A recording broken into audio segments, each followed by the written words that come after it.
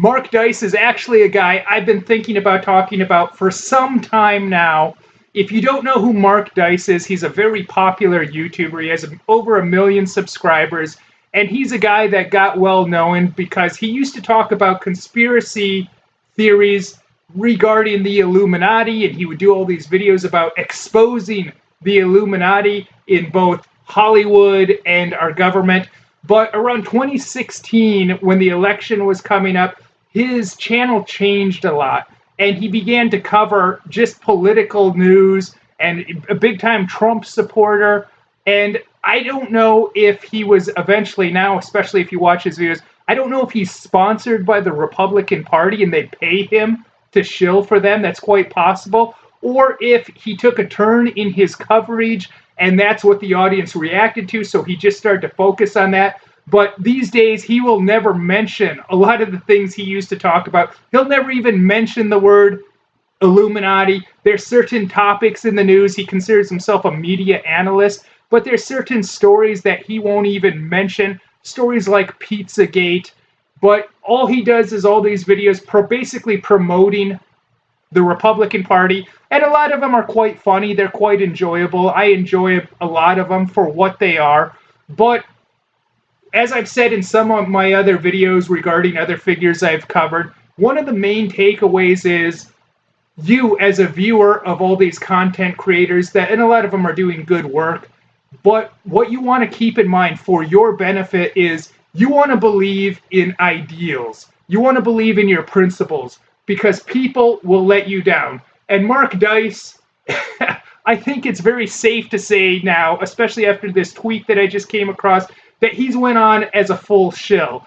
Now, he used to be all about exposing the Illuminati. Well, now it seems he's jumped on board to promote their propaganda, because with this tweet, which we'll talk about, he's basically shilling for the establishment right, the establishment conservatives, the establishment Republicans, who they're no more on our side as an American, as part of the American public. These establishment conservatives, people like Ben Shapiro, the Cook brothers, the Wilkes brothers, all these Republican politicians, they're no more on your side if you're an American than any liberal, any Democrat. They're essentially no better. In fact, a lot of them might be worse.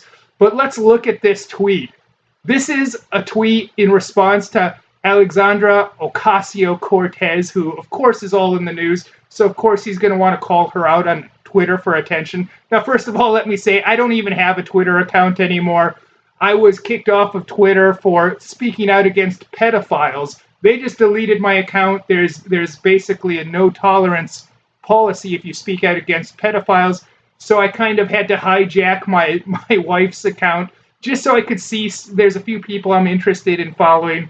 And not so much Mark Dice, but people like Ramsey Paul, people like Rushvi, that I kind of like to see some of their stuff that they're putting out there and what they have to say. But apparently either she or me are following Mark Dice. I think she followed him actually on Twitter.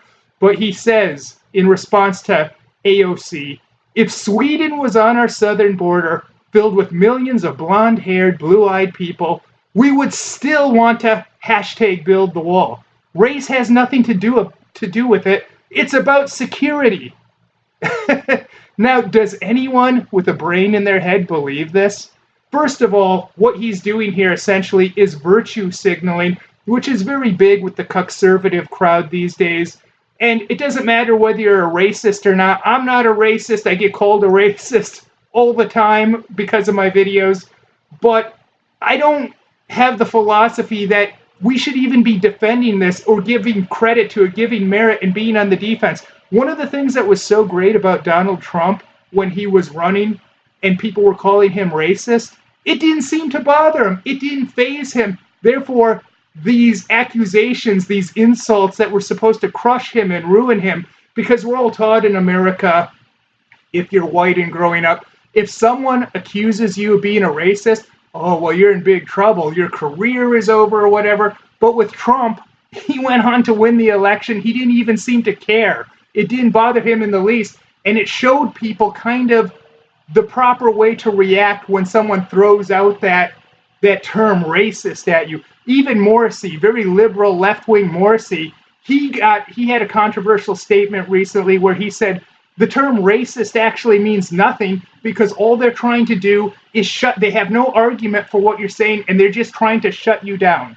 Yeah, even Morrissey said that, and it's absolutely true. But in terms of Mark Dice's tweet, if Sweden was on our southern border filled with millions of blonde-haired, blue-eyed people, we would still want to build the wall. No, we wouldn't.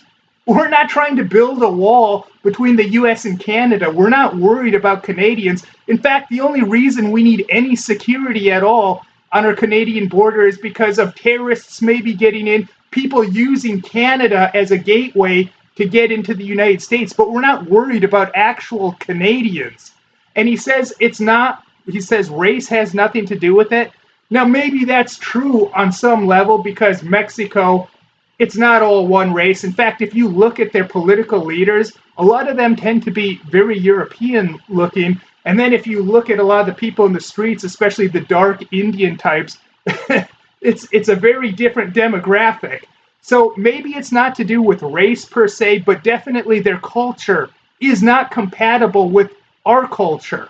Now, I'm from North Dakota, and if you're familiar with the Midwest, North Dakota, Minnesota, a lot of the reason that area is great, it's because of Scandinavian immigrants made it great, along with Germans. I'm not of Scandinavian descent, but I can obviously recognize that those homesteaders, they came and built something great that now we have all these people from around the world flocking to. When I went to North Dakota this past summer, there's lots of Africans there, lots of Latinos there, lots of Asians there. All these people are flocking for what these Germans and these Scandinavians built, which also kind of shows you that white people oppressing non-whites, it doesn't exist because they're very much flocking to come to our neighborhoods and live in our areas. So that shoots down that argument. Think about Sweden.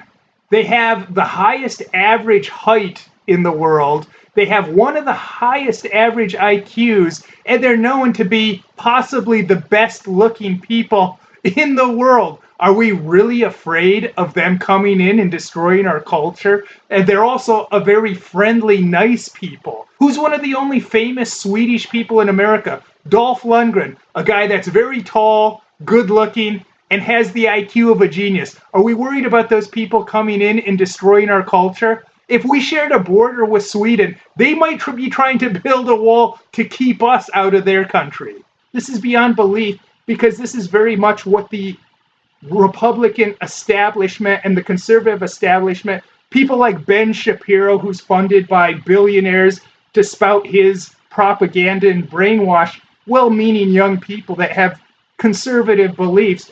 But to these people, America, it's just a magic dirt. That's all it is. They don't care about the actual people, which is the people is what makes the country great. It's not the dirt. It's not the actual land. It's all these people that homesteaded and the people that immigrated.